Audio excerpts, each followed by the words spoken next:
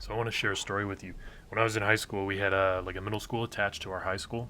So there's this one hallway where there's a bunch of little kids basically running around. And one day I tried to cut through this hallway to get to the library quicker or something, and I got stuck behind these two little girls, and they were just like kids, And the hallway was pretty crowded, and I was behind them, and they were shoulder to shoulder, and they were looking forward, and they were walking and talking, right? But they were talking in a really weird way. I'd never heard anybody talk like this before. The one girl was like on the left. She started talking, and I was behind him, and I was close enough I could hear him. So I remember I could hear what they were talking about. It wasn't anything interesting, but the one girl on the left was talking, blah blah blah blah blah, and then she stopped. She'd catch her breath, and then right as she stopped talking, the other girl would start talking. I thought that was interesting. But the thing was, the second girl was talking about something completely different than the first girl was talking about. Completely different subject. Like basically different conversation altogether. And at first I thought, oh man, are these girls like on the phone or something? Are they talking to each other right now? Like I couldn't tell.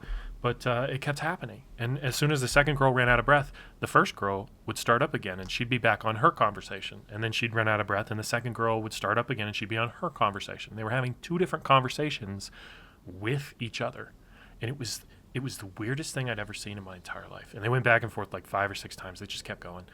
And it took me weeks to figure out what was going on. But basically, what I realized is that they'd kind of made this like little deal where they didn't want to walk down the hallway alone, where they wanted to have somebody to talk to. They wanted to have somebody to share their thoughts with. They wanted to not be alone, basically, I think, fundamentally.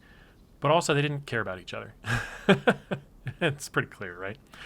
And I think the point was that they kind of made this deal with each other. I'm not saying they wrote out a contract or anything, but they kind of figured out, like, we could just do this. Like, we could just do this and we can put up with each other's bullshit and we can just not really listen to each other, not really be present, not really connect over what we're talking about. We can just kind of like we could just literally take turns playing at a conversation.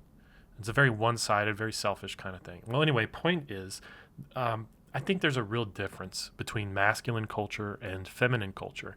And I think that this experience that I had with these two little girls, I think it was kind of like the Rosetta Stone for me understanding feminine culture and what the word friendship means to them. Because let me tell you, I'm like super masculine.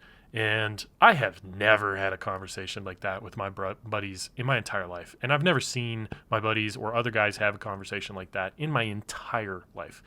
So I don't know. I just thought there's a difference between our cultures and we ought to start figuring it out.